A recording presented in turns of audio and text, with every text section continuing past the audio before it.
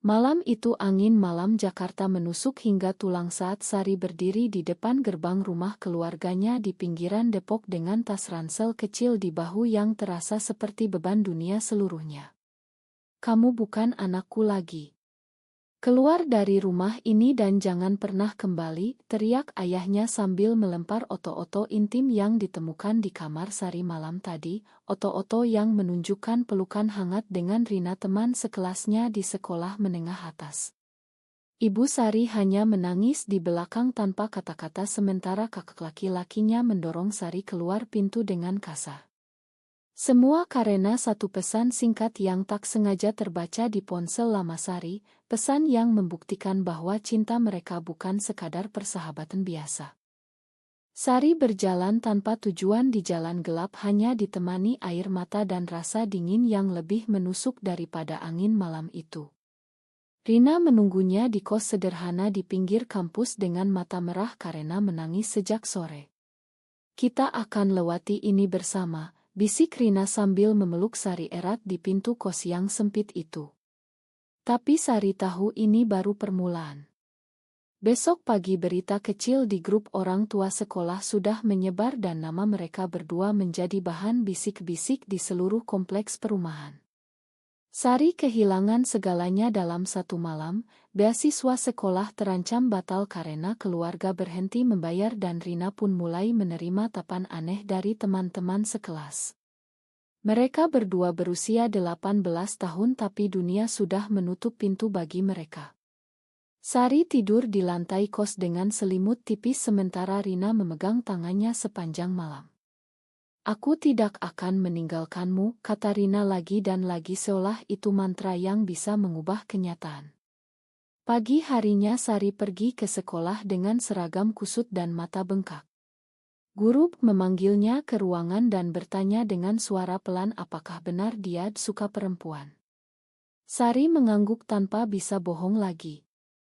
Kepala sekolah meminta orang tua datang tapi ayahnya menolak datang dan malah mengirim surat pemutusan tanggung jawab. Dalam 2 hari Sari resmi putus sekolah dan harus mencari kerja paruh waktu di warung makan dekat kos hanya untuk bayar sewa bulanan. Rina tetap sekolah tapi setiap pulang selalu ada bisikan lesbi di belakangnya. Tekanan itu seperti tali yang semakin kencang di leher mereka berdua. Sari mulai belajar sendiri di perpustakaan umum malam hari sambil membersihkan meja warung sampai larut. Rina membantu dengan menyalin catatan pelajaran dan memberi semangat setiap kali Sari hampir menyerah. Tapi keluarga Rina pun mulai curiga dan melarang Rina bertemu Sari di luar jam sekolah. Malam demi malam mereka bertemu diam-diam di taman kecil dekat rel kereta api sambil berpegangan tangan dan berjanji akan bertahan. "Kita harus kuat," kata Sari suatu malam ketika hujan deras membasahi baju mereka berdua. Rina mengangguk tapi matanya penuh ketakutan. 1 bulan kemudian Sari mendapat pekerjaan pembersih kantor malam di pusat kota Jakarta dengan gaji kecil tapi cukup untuk hidup. Rina lulus sekolah dengan nilai cukup dan memilih kuliah jurusan pendidikan di Universitas Negeri dengan beasiswa parsial.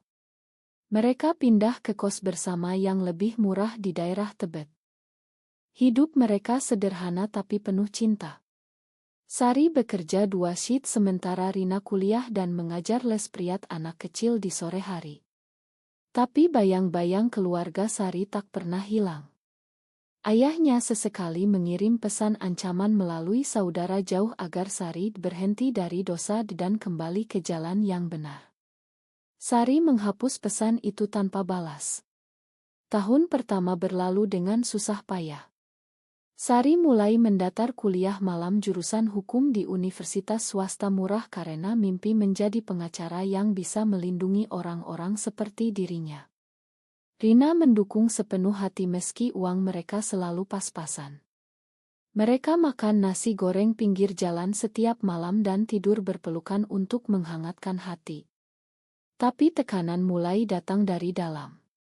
Rina pernah menangis di bahu Sari karena teman kuliahnya menjauhi setelah tahu rahasia mereka. "Apakah aku membuat hidupmu susah?" tanya Sari suatu malam. Rina menggeleng tapi air matanya berkata lain. Krisis pertama datang ketika pemilik kos menaikkan harga sewa dan mengancam mengusir mereka setelah mendengar gosip dari tetangga. Sari harus bekerja lembur 3 kali lipat dan Rina menambah murid les sampai larut malam. Mereka hampir putus asa tapi cinta mereka justru semakin kuat di tengah badai itu. Di akhir tahun kedua Sari diterima kuliah hukum dengan beasiswa prestasi dan itu seperti cahaya kecil di kegelapan. Rina bangga sekali sampai menangis saat upacara penerimaan. Tapi di luar sana dunia masih belum ramah. Setiap kali mereka berjalan bergandengan di kampus ada tatapan sinis dan bisikan yang membuat hati mereka sakit. Sari belajar keras siang malam sementara Rina lulus kuliah dan mulai mengajar di sekolah dasar swasta kecil. Hidup mereka mulai stabil sedikit tapi Sari tahu badai besar masih menunggu di depan. Tahun ketiga kuliah Sari adalah masa paling berat. Kuliah hukum menuntut konsentrasi penuh sementara dia masih harus bekerja malam sebagai cleaning serice di gedung perkantoran mewah di Sudirman. Rina sudah menjadi guru tetap di sekolah dasar dan gajinya membantu bayar kos serta biaya kuliah Sari. Mereka pindah ke apartemen kecil 1 kamar di pinggir Jakarta Selatan yang lebih aman. Tapi kebahagiaan itu tak bertahan lama. Suatu hari ayah Sari muncul tiba-tiba di depan apartemen dengan wajah merah karena marah. "Kamu masih hidup dengan dia. Kamu menghancurkan nama keluarga," teriaknya di koridor yang langsung menarik perhatian tetangga. Sari berdiri di depan pintu melindungi Rina yang gemetar di belakangnya. "Aku sudah dewasa, Pak. Ini hidupku," jawab Sari dengan suara tegas meski lututnya lemas. Ayahnya pergi sambil mengancam akan memutus segala hubungan selamanya dan memang sejak itu tidak ada kabar lagi. Tapi luka itu meninggalkan bekas. Rina mulai sering mimpi buruk dan Sari harus menghabiskan malam menenangkannya. Di kampus Sari menghadapi dosen yang secara halus menasihati agar kembali ke kodrat karena ada rumor yang sampai ke akultas. Sari hampir menyerah tapi ingatan malam diusir membuatnya semakin gigih belajar. Nilainya selalu tertinggi di kelas meski dia jarang tidur lebih dari 4 jam sehari. Rina mendukung dengan masak makanan sederhana dan mengingatkan Sari untuk istirahat. Mereka berdua jarang bertengkar tapi ketika bertengkar biasanya karena Rina khawatir Sari terlalu memaksakan diri. "Aku takut kehilangan kamu karena kecapaian," kata Rina suatu malam sambil memeluk Sari dari belakang. Sari membalik badan dan mencium kening Rina pelan. "Kamu adalah alasan aku bertahan." Tahun keempat adalah titik balik. Sari magang di sebuah kantor hukum kecil yang membela kasus hak asasi dan di sana dia belajar banyak tentang hukum properti dan tanah. Pemilik kantor seorang pengacara senior perempuan yang netral melihat potensi Sari dan memberinya proyek kecil. Sari berhasil menangani kasus sengketa tanah kecil milik petani miskin dan itu menjadi berita lokal kecil. Nama Sari mulai dikenal di kalangan mahasiswa hukum. Rina bangga sekali dan membingkai kliping koran itu di dinding apartemen mereka. Tapi kesuksesan kecil itu juga membawa masalah baru. Media kecil mulai menulis tentang pengacara muda berbakat dan seseorang dari keluarga Sari yang iri mengirim informasi lama ke redaksi sehingga muncul artikel samar tentang latar belakang pribadi yang kontroversial. Artikel itu tak menyebut nama Rina tapi cukup membuat hati mereka berdebar. Rina sempat meminta Sari berhenti magang tapi Sari menolak. "Kalau aku mundur sekarang mereka menang," katanya tegas. Mereka menghadapi malam-malam panjang diskusi apakah harus lebih hati-hati atau tetap terbuka. Rina akhirnya setuju tapi ketakutan tetap ada. Di tahun kelima Sari lulus cum laude dan langsung diterima kerja di kantor hukum besar di Jakarta dengan gaji yang cukup untuk hidup layak. Rina pindah mengajar di sekolah negeri yang lebih baik. Mereka pindah ke apartemen 2 kamar di daerah Kemang yang lebih nyaman. Hidup terasa seperti mimpi. Sari mulai menangani kasus-kasus kecil tapi penting dan reputasinya naik cepat. Tapi di balik itu semua tekanan keluarga tak pernah benar-benar hilang. Kakak laki-lakinya sesekali menelepon meminta uang dengan alasan untuk ibu tapi selalu diakhiri dengan hinaan tentang gaya hidup Sari. Sari memberikan uang tanpa banyak kata karena masih sayang ibunya yang sakit-sakitan. Rina mulai merasa cemburu dengan kesibukan Sari dan mereka pernah bertengkar hebat selama 2 hari.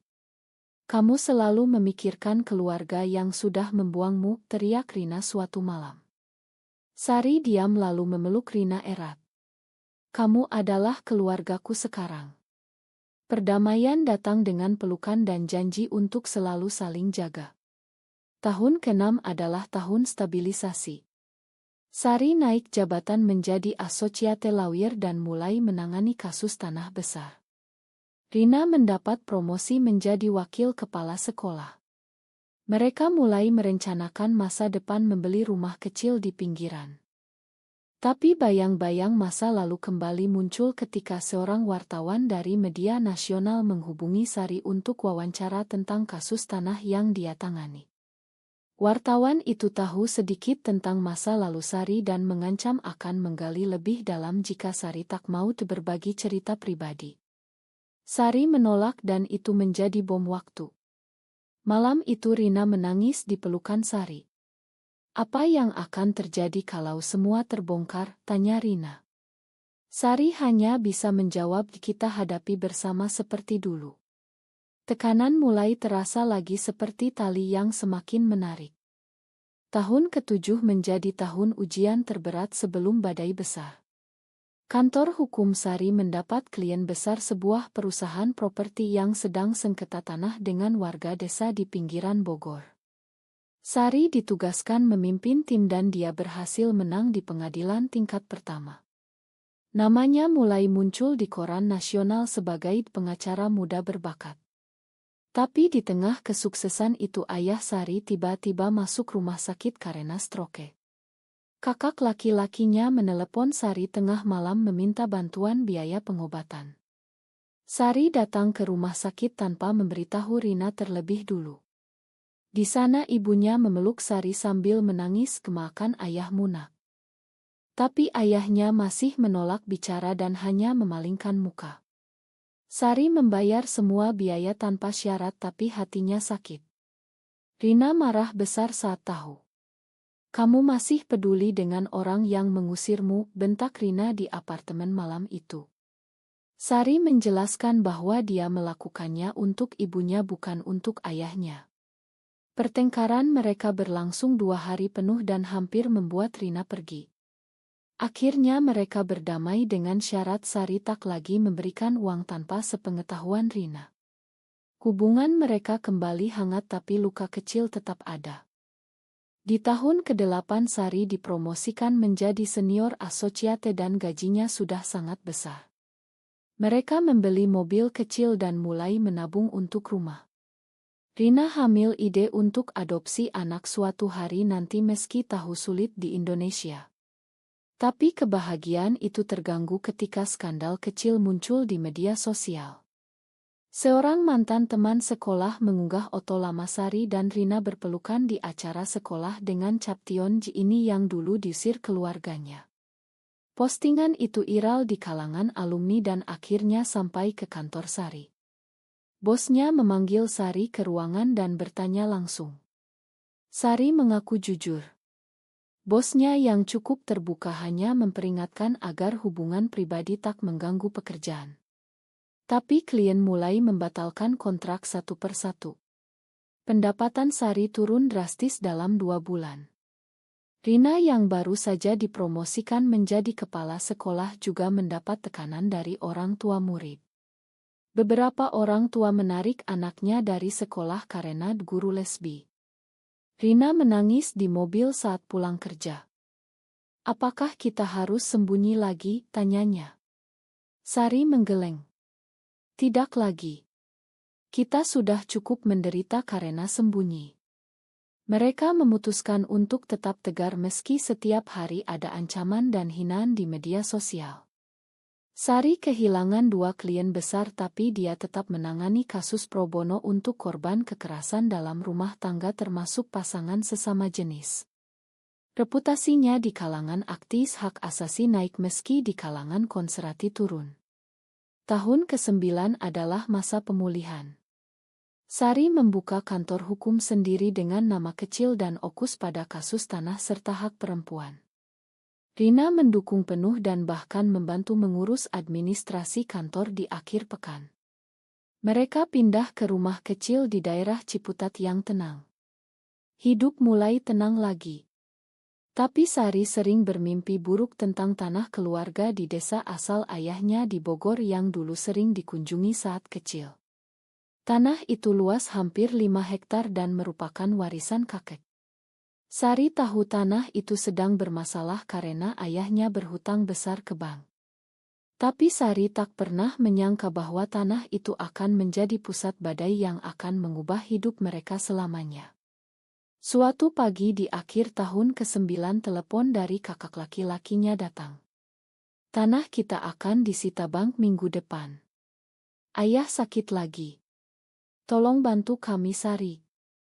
Suara kakaknya pecah.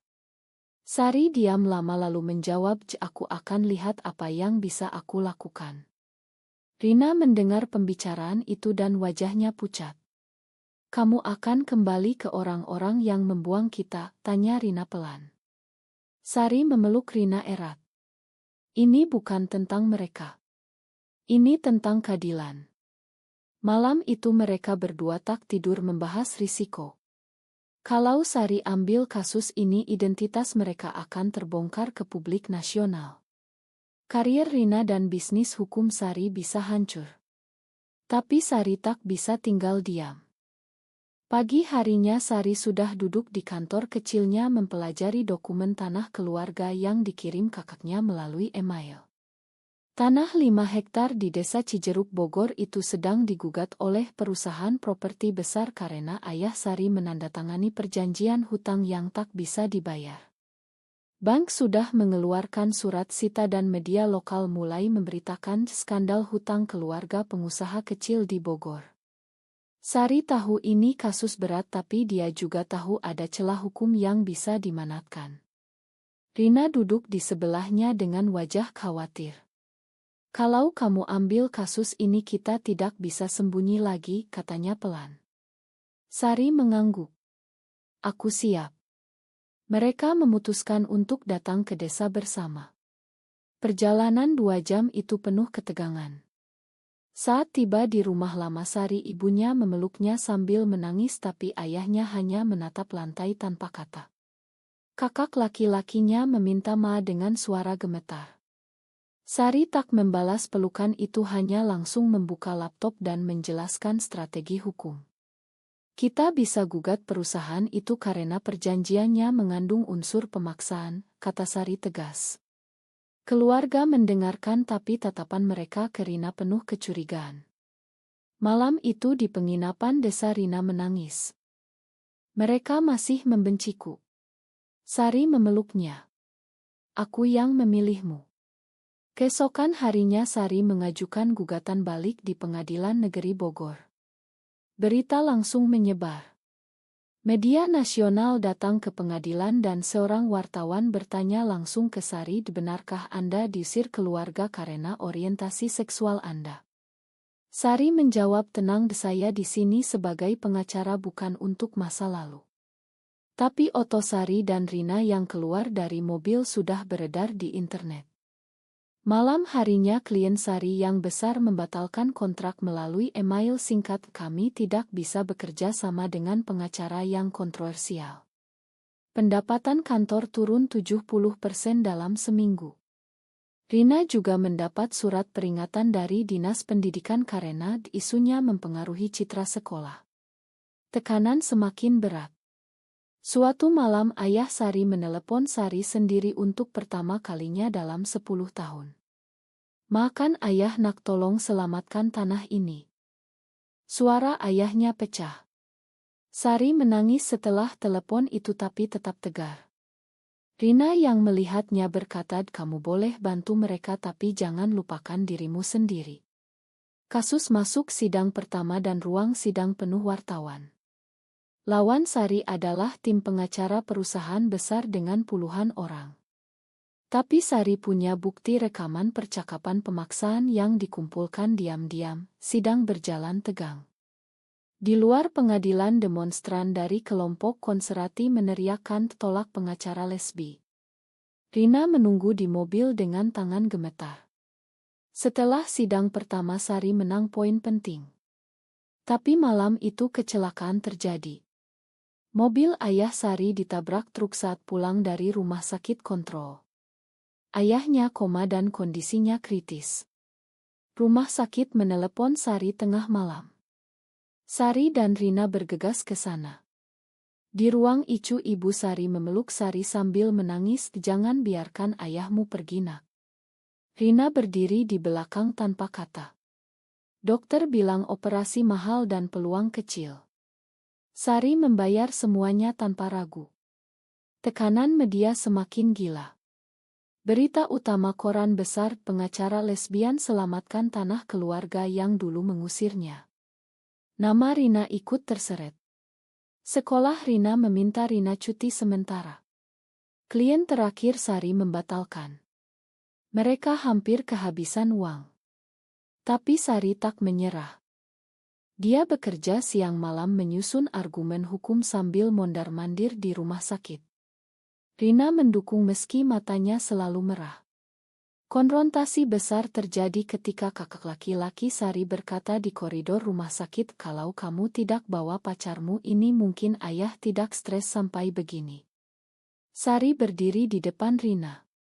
Kalau bukan karena Rina aku tidak akan jadi pengacara seperti sekarang. Kakaknya diam, krisis semakin dalam. Sidang kedua menjadi medan perang. Sari menghadapi tim lawan yang membawa saksi palsu mengklaim tanah itu sudah dijual secara sah. Sari membongkar kebohongan itu dengan bukti forensik digital yang dia persiapkan malam-malam. Ruang sidang hening saat hakim membacakan keputusan penundaan yang menguntungkan Sari. Di luar pengadilan wartawan mengerubungi. Apakah Anda akan menikah dengan pasangan sesama jenis Anda? Tanya seorang reporter. Sari menjawab tegas, hidup pribadi saya tidak relevan dengan kasus ini. Tapi foto pelukan Sari dan Rina di rumah sakit sudah beredar luas. Malam itu Rina menerima telepon ancaman dari nomor tak dikenal, berhenti atau kami akan hancurkan karir kalian berdua. Rina gemetar tapi Sari memeluknya, kita lapor polisi. Laporan itu justru membuat berita semakin besar. Beberapa klien lama Sari kembali karena melihat keberaniannya. Kantor kecilnya mulai ramai lagi. Tapi di rumah sakit ayah Sari masih koma dan dokter meminta biaya operasi otak yang sangat besar. Sari mengajukan pinjaman bank dengan jaminan masa depan tanah. Rina menjual mobil kecil mereka untuk membantu. Konfrontasi dengan keluarga semakin sering. Ibu Sari suatu hari berkata pelan ke Rina, terima kasih sudah jaga Sari. Kata-kata itu membuat Rina menangis. Tapi ayahnya masih menolak membuka mata. Sidang ketiga adalah puncak. Sari menyajikan bukti akhir bahwa perusahaan properti melakukan kolusi dengan oknum bank. Hakim terkesan. Tapi lawan Sari mengajukan banding mendadak dan meminta penundaan sita dibatalkan. Malam sebelum sidang banding Sari dan Rina bertengkar hebat. Rina ingin Sari mundur karena kesehatan Sari mulai drop. Aku tak mau kehilangan kamu, teriak Rina. Sari memeluknya erat, kalau aku mundur sekarang aku kehilangan diriku sendiri. Mereka berdamai dengan air mata. Sidang banding dimenangkan Sari dengan tipis. Bank setuju restrukturisasi hutang asal tanah tak disita. Tapi perusahaan properti tak menyerah dan mengajukan gugatan perdata baru dengan tuduhan pencemaran nama baik. Sari harus hadapi dua kasus sekaligus. Tekanan mencapai puncak ketika seorang tabloid mempublikasikan foto lama Sari dan Rina berciuman di kos dulu. Berita itu meledak. Sekolah Rina memecatnya secara resmi karena melanggar kode etik.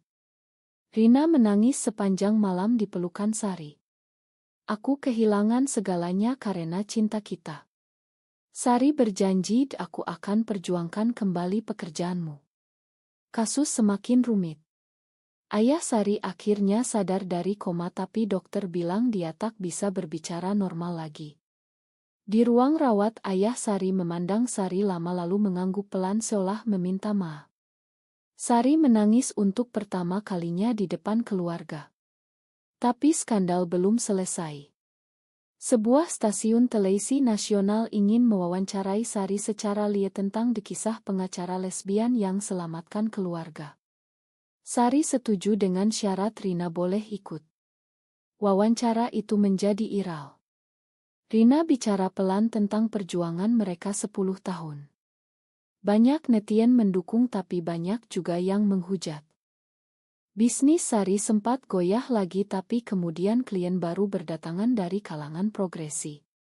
Di tengah itu semua Sari menerima tawaran dari bank untuk membeli tanah keluarga dengan harga pasar yang sangat rendah karena status sita. Sari mengambil keputusan berani.